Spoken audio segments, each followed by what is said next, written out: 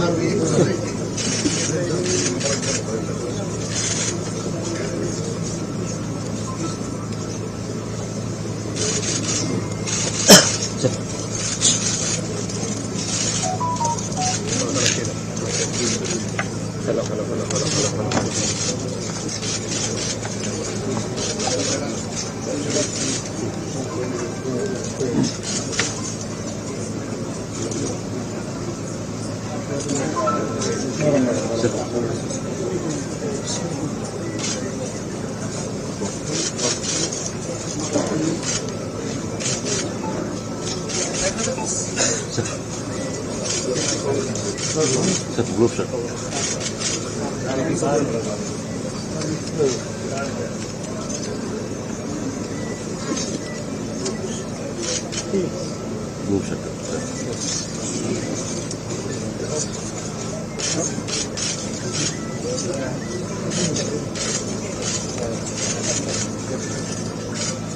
Sir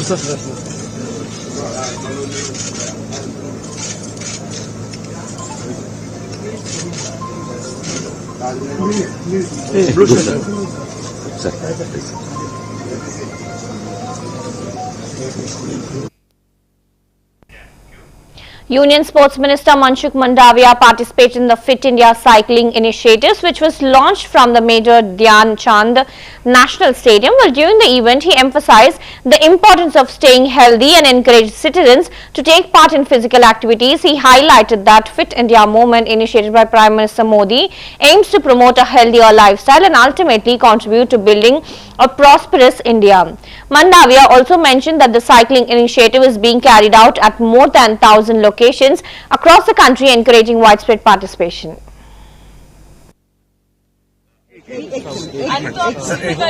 और हमारा cycle dedicated road होना चाहिए सर, और साइकिलिस्ट को सब लोग रोड आज जो आपने जो मूवमेंट किया है, ये लगता है कि स्वच्छ फिट इंडिया के लिए एक मजबूत कदम है। फिट इंडिया के लिए साइकिलिंग एक महत्वपूर्ण कदम है। व्यक्ति फिट रहता है तो सोसाइटी स्वस्थ रहती है, और समाज स्वस्थ रहेगा तो राष्ट्र समृद्ध बनेगा। प्रधानमंत्री जी के विकसित भारत के स्वप्न को साकार करने के लिए भी फिट इंडिया आवश्यक है। फिट इंडिया के साथ जुड़िए, साइकिलिंग करिए, पोल्यूशन का सॉल्यूशन करिए और अपने स्वयं को फिट भी रखिए। एक second, Mr. Tejasvi Surya, one reaction, sir. Sir, slowly the Prime Minister wanted a Fit India. This movement is becoming a revolution, would you say? Today, taking forward the Prime Minister's vision of Fit India, Sports Minister Manshukh Mandavia ji has come up with a very interesting concept where people will dedicate 1 hour every Sunday to cycle and keep themselves fit. I call upon all young people especially to take up some form of sport, some form of physical fitness activities, which will give us a lot of mental clarity, bring in a lot of discipline in our lives, and teaches very important life lessons of consistency, perseverance and discipline. This is a very good initiative that the Sports Minister has begun today. I look forward to participating in these cycling events every Sunday. Thank you.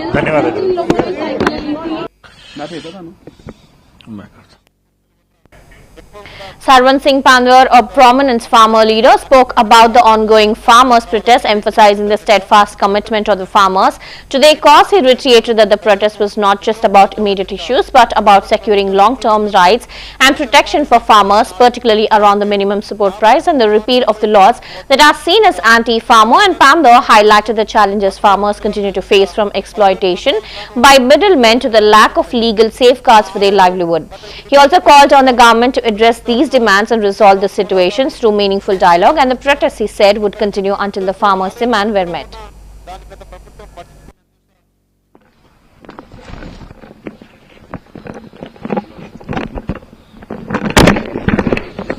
तौर प्रणाम rail रोको में चल। मैं सरवन सिंह पंदेर, किसान मजदूर मोर्चा SKM non political का coordinator बोल रहा हूं, और हमारा जो मोर्चा 13 जनवरी से चल रहा उसको आज 309 दिन हो गए, और जो जगजीत सिंह डल्लेवाल साहब, उनका अमर अनशन लगभग 22वें दिन में पहुंच चुका है। जहां तक केंद्र की मोदी सरकार का अभी तक का निर्णय हम लोग देख रहे हैं, उनके ऊपर भारत के 140 करोड़ लोगों का बहुत बड़ा दबाव है। 3 करोड़ पंजाबी हो और 2.5 करोड़ हरियाणवी, उनका बहुत बड़ा दबाव है। अब आंदोलन एक लोक लहर के रूप में उठ खड़ा हुआ है, लेकिन अभी भी मोदी सरकार हठधर्मी पर खड़ी है। उन्हें लगता है कि हम अलग अलग ढंग से प्रचार माध्यमों के जोर से जो अभी जो मुद्दा एमएसपी लीगल गारंटी कानून बनाने का है, किसान मजदूर की कर्ज माफी का है, मजदूरों की 200 दिन नरेगा अच्छी दिहाड़ी का है, लखीमपुर खीरी का इंसाफ लेने का है, जो बिजली प्राइवेट बिल लेके आ रहे हैं उनको वापस करवाने का है, अन्य 12 मांगे हैं हमारी, उनके ऊपर से ध्यान उनको लगता हम हटाने में कामयाब हो जाएंगे। इसीलिए हम देख रहे हैं देश भर में जिस तरह से मंदिर मस्जिद की राजनीति के ऊपर ज्यादा जोर दिया जा रहा है। हम देख रहे हैं पहले संविधान के ऊपर चर्चा हो रही, अब एक देश एक इलेक्शन के ऊपर जोर लग रहा है। हमारा ये हम बड़े दुख से कह रहे हैं, सत्ता पक्ष और विपक्ष मिलकर देश की पार्लियामेंट में किसान मजदूर की आवाज को उठने नहीं दे रहे। ये दुखद है। अभी देखिए इतना बड़ा आंदोलन है, देश की पार्लियामेंट का सेशन चल रहा हो, वहां किसान मजदूर की बात नहीं होगी तो किसकी बात होगी? तो वहां बात होनी चाहिए। और इस तरह की सिर्फ बातें हो रही है। कुछ केंद्र के मंत्री बोल रहे हैं कि हम पुल का काम करना चाहते हैं बातचीत में। कल तक वो हमें तालिबान बोलते थे, तालिबानी बोलते थे। हमारे ऊपर ये आरोप है आप किसानों का मखौटा है। हमको खालिस्तानी बोला जाता, नक्सली बोला जाता और बहुत सारी हमारे ऊपर इस तरह के आरोप भाजपा के एमपी ने लगा दिए कि पिछली दिल्ली आंदोलन में कितनी लड़कियां, 700 लड़कियां गायब हो गई। जब महिला आयोग से पूछा गया तो उन्होंने बोला मेरे संज्ञान में तो कुछ भी नहीं है। तो ये बातें हमारे, तो मुझे लगता, मैं आपके माध्यम से बोलना चाहूंगा कि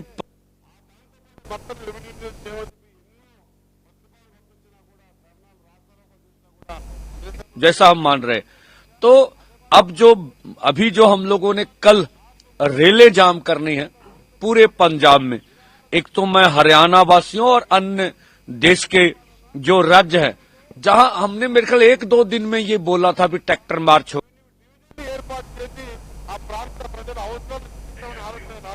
Well, Shashikant Tripathi, the Chief Public Relation Officers of North Central Railway, addressed the challenges posed by heavy train movement and public transport during the Mahakumbh in Prayagraj. He also explained that the large number of devotees arriving for the event often causing congestion at the level crossing gates, impacting both road traffic and train movement. To ensure the smooth traffic flow, the railways plan to eliminate all level crossing gates in Prayagraj. A total of 21 level crossing gates are being replaced at an estimated cost of around rupees 450 crore, and Tripathi also mentioned that 15 of the new gates are already operational, with the remaining ones expected to be ready by December.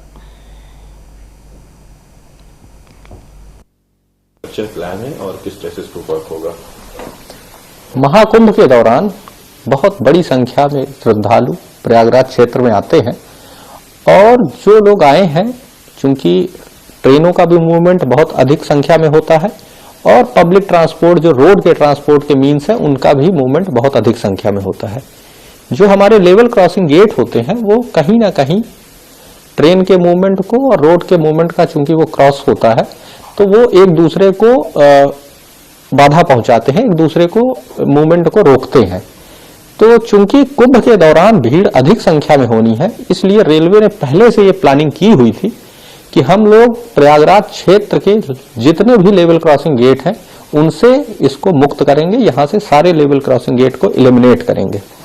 इसी को दृष्टिगत रखते हुए 21 ROB या RUB, जहां पर भी ROB feasible नहीं था, वहां पे रोड अंडर ब्रिज के माध्यम से ये प्लानिंग की गई थी कि प्रयागराज परिक्षेत्र को पूरी तरह से लेवल क्रॉसिंग गेट से मुक्त कर दिया जाएगा, जिससे पब्लिक का भी स्मूथ मूवमेंट रोड के थ्रू भी हो सके। जो लोग अपने व्हीकल से या बसेस से या पब्लिक ट्रांसपोर्ट के मीन से जा रहे हैं, उनको किसी तरह की कोई रुकावट ना रहे, गेट जो बंद होने के कारण होती है। और जो रोड का मूवमेंट होता है, जो ट्रेन का मूवमेंट होता है, वो भी अधिक सुरक्षित और संरक्षित हो जाता है। तो इसलिए ये प्लान किया गया था कि हम सारे अपने एलसी गेट को एलिमिनेट करेंगे। इसी के अंतर्गत प्रयागराज क्षेत्र में 21 एलसी गेट हैं, जो कि लगभग 450 करोड़ रुपए की लागत से तैयार किए जा रहे हैं, जिसमें से हमारे अभी तक 15 एलसी गेट तैयार हो चुके हैं और बाकी एलसी गेट भी इसी दिसंबर माह में तैयार कर लिए जाएंगे। अभी माननीय प्रधानमंत्री नरेंद्र मोदी जी द्वारा भी इनमें से कई सारे एलसी गेट का जो आरओबी या आरयूबी का निर्माण किया गया है उनका लोकार्पण किया गया और इसके माध्यम से प्रयागराज क्षेत्र को एलसी गेट से मुक्त कर दिया गया है और भविष्य में बाकी गेटों से भी मुक्त करते हुए महाकुंभ के दौरान इस तरह से तैयारी। Well, Amritsar Police Commissioner Gurpreet Singh Bular provided details about a recent incident where a noise was heard by a sentry and upon inspection, there was no visible damage. However, some individuals took responsibility for the incident on social media and the police verified these claims. Bular confirmed that 10 people, including 2 brothers, one is a juvenile, had already been arrested from a related module. Additionally, Aman Kokar and 2 to 3 others remaining targets and the police are working to apprehend them. Bular also assured that police are investigating the incident thoroughly and verifying what was used in the attack. He also emphasized that police will continue to neutralize this module and will ensure that the investigation reaches its logical conclusion. He also reassured the public that they remain alert. देखो, हमारे Sentry को जो है उसको आवाज सुनी 3-3:15 के करीब, तो देखा जो कोई डैमेज तो कुछ हुआ नहीं इसमें। और उसके बाद जैसे सोशल मीडिया पे रिस्पॉन्सिबिलिटीज का दौर चला और दूसरे उस पर वेरीफाई किया हमने कि कौन बंदा ये क्लेम कर रहा है, तो उसमें आपको बताना चाहता हूं, जैसे आपके साथ पहले भी रिवील कर चुका हूं मैं, 10 लोग उस मॉड्यूल के हमने पकड़े थे। उसके बाद 2 और सके भाई पकड़े गए हैं जंडियाला गुरु के, और उनमें से एक जुवेनाइल है, उसका इसलिए मैं नाम नहीं ले रहा, और एक लड़का जो अमन खोकर हमारे पहले वाले मॉड्यूल में आपको प्रेस कॉन्फ्रेंस में भी मैंने बताया था, वो अमान पिंड गांव है जो थाना रमदास डिस्ट्रिक्ट अमृतसर रूरल का, वहां का रहने वाला, और बाकी 2-3 लड़के और हैं जो एडजॉइनिंग डिस्ट्रिक्ट्स के, वो हमारे टारगेट पे हैं, जल्दी पकड़े जाएंगे। वो पुराने इंसिडेंट सारे जो है ट्रेस हो चुके हैं और इस इंसिडेंट का भी हम वेरीफाई कर रहे हैं कि क्या यूज क्या हुआ है यहाँ पे, क्योंकि अगर हम देखिए हम थाना में खड़े हैं इस टाइम, तो मतलब ऐसा कोई डैमेज सामने नहीं आया, बट फिर भी इसकी डीपली इन्वेस्टिगेशन हम करेंगे और इसको लॉजिकल एंड तक लेके जाएंगे और ये सारा मॉड्यूल पूरा का पूरा न्यूट्रलाइज करेंगे। बम ब्लास्ट या कुछ और था? देखो, अभी कहना बड़ा मुश्किल है, अगर उसकी इंटेंसिटी इतनी होती तो डैमेज भी होता जरूर, वो आप सबने देखा है। क्या हो सकता है और क्या उसको बनाया जा रहा है, ये इन्वेस्टिगेशन का पार्ट है और आप खुद इसका बेहतर एनालिसिस कर सकते हैं, क्योंकि हम सब लोग वहीं खड़े हैं जहां ये क्लेम किया जा रहा है कि यहाँ पे एक घटना हुई है। इलेक्शंस का माहौल भी चल रहा है, बिल्कुल पूरी तरह चौकस है जी और पूरी तरह अलर्ट है, और इस पे अमृतसर पुलिस की कार्रवाई जो है आप रोज देखते ही हैं, मेरे को बताने की जरूरत नहीं, प्रेस मीडिया सारा कवर ही करता है, और आने वाले दिनों में भी आपके साथ और भी जो इनपुट्स होंगे इन्वेस्टिगेशन जैसे आगे चलेगी वो भी शेयर की जाएंगे। ये पूरा मामला है? देखो, हमारे सेंट्री को जो है उसको आवाज सुनी 3-3:15 के करीब, तो देखा। In Delhi, BJP leader Sanjay Jaiswal commented on One Nation, One Election initiative with the party using a 3-line whip to all its Lok Sabha MPs to ensure their presence during the crucial discussions. Well, Shiv Sena leader Naresh Maske also made a statement in the support of the initiative, while Uttar Pradesh Chief Minister Yogi Adityanath expressed his backing, stressing the need for unified electoral process to streamline governance. Congress leader Priyanka Gandhi Vadra was also seen carrying a Palestine bag in Parliament, drawing attention and sparking discussions. Meanwhile, AAP National Convener Arvind Kejriwal voiced his concerns using a more balanced approach, while TMC leader Abhishek Banerjee offered his party's stance, questioning the time and intent of the proposal. यह माननीय पूर्व राष्ट्रपति द्वारा एक committee के माध्यम से सुविचारित bill है, और जब भी यह आएगा तो जाहिर बात है कि सभी सांसदों का ओपिनियन इसमें बहुत ज़्यादा मायने रखता है। हर किसी को खुले दिल से जरूर सोचना चाहिए। इस देश का काफ़ी समय लगातार हो रहे चुनावों से बर्बाद होता है। हम लोग खुद अभी लोकसभा चुनाव लड़े हैं, उसके बाद हरियाणा चुनाव, महाराष्ट्र चुनाव और अब दिल्ली चुनाव, फिर बिहार चुनाव। इस तरह से सालों भर चुनाव लड़ने से काफी ज्यादा डिस्टरबेंस होता है। हर किसी को खुले मन से विचार करना चाहिए कि एक साथ अगर लोकसभा और विधानसभाओं के चुनाव हों, जो कि हमारे संविधान निर्माताओं ने तय करके 20 वर्षों तक करवाया था, और यह केवल इंदिरा गांधी जी की हठधर्मिता थी, उनके सरकार गिराने की साजिश थी, जिसके कारण यह श्रृंखला टूट गई।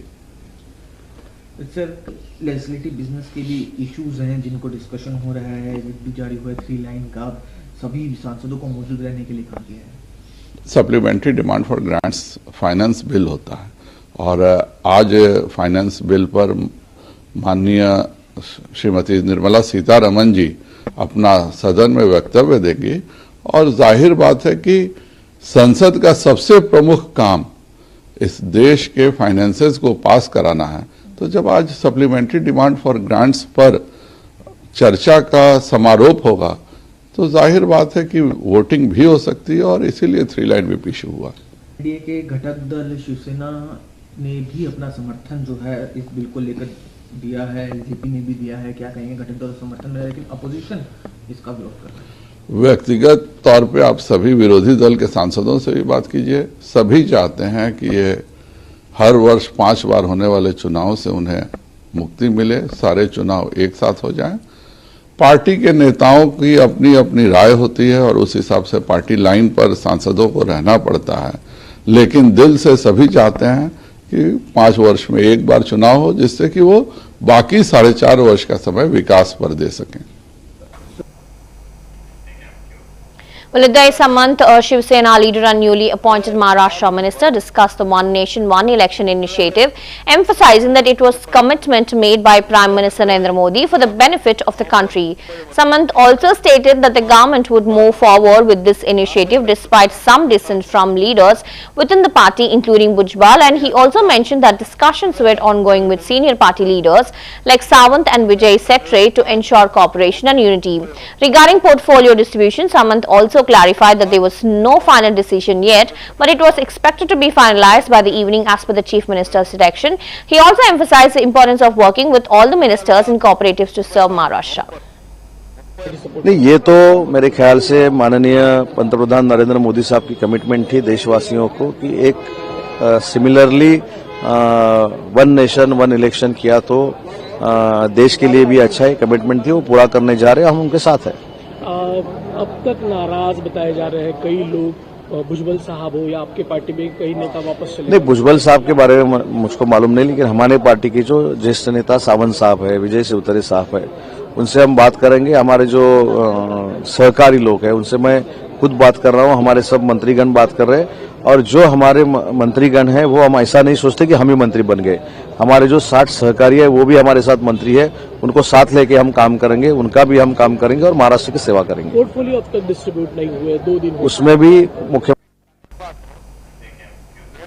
Well, Sri Lankan President Anura Kumara Dissanayake was warmly welcomed in Gaya, Bihar, where he arrived for an official visit, and the local authorities and dignitaries extended their hospitality as the president's visit highlighted strengthening of ties between India and Sri Lanka. While during his visit, discussions were expected to focus on bilateral relations, cooperation and cultural exchange. He also presence in Gaya is also symbolic, as the city is an important site for Buddhist pilgrimage, drawing attention to share historical and cultural ties between the two nations.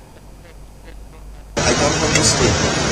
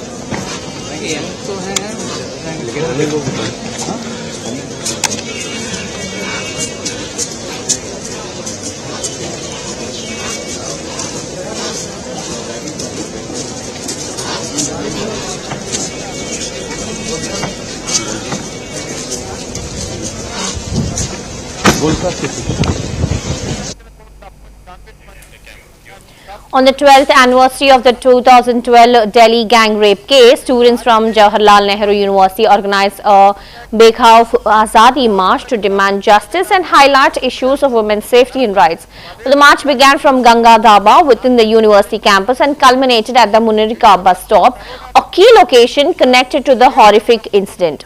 Well, the students gathered to do honor the memory of the victim who came to be known as Nirbhaya and to renew their call for stronger measures to protect women from violence. The protest also underscored the continued fight for justice and accountability as well as the broader struggle for a society where women can live without fear. The march was a part of ongoing efforts to raise awareness about gender-based violence and to ensure that the lessons of the 2012 tragedy continue to resonate in the fight for women's safety in India.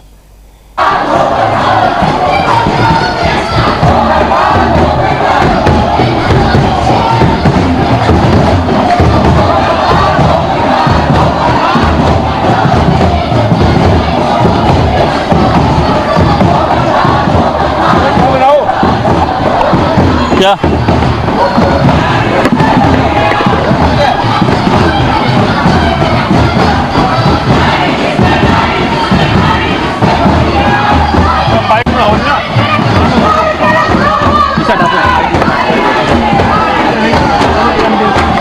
Fight हो गई?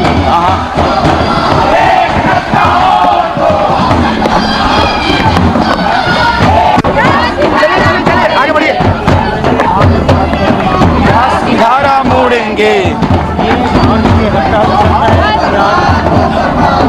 विजय जी, क्या वजह रही कि हम हर साल ही मार्च निकालते हैं, क्या कारण रहते हैं? कारण ये है कि इस देश में जिस तरह से महिलाओं पर अत्याचार, महिलाओं पर हमले और उसके साथ साथ उन तमाम जो मार्जिनलाइज्ड जेंडर्स हैं उस पर हमले, क्यूअर पे हमले आप देखिएगा कि लगातार बढ़ रहा है। और पूरी तरह से ये कह लीजिए कि जिस तरह का सामाजिक दोष है हमारे अंदर, इस समाज में दोष है और उसका पूरा का पूरा फायदा इस सरकार उठाती है। और उसके साथ साथ आप देखिएगा कि ये जो न्याय की जो लड़ाई है वो सिर्फ एक इस तौर पे एक रेप से नहीं जुड़ा हुआ है, ये तमाम सामंतवादी सोच भी है, एक पावर का भी सोच है कि महिलाओं के साथ ऐसा ही होना चाहिए, ऐसी ये सरकार सोच रखती है।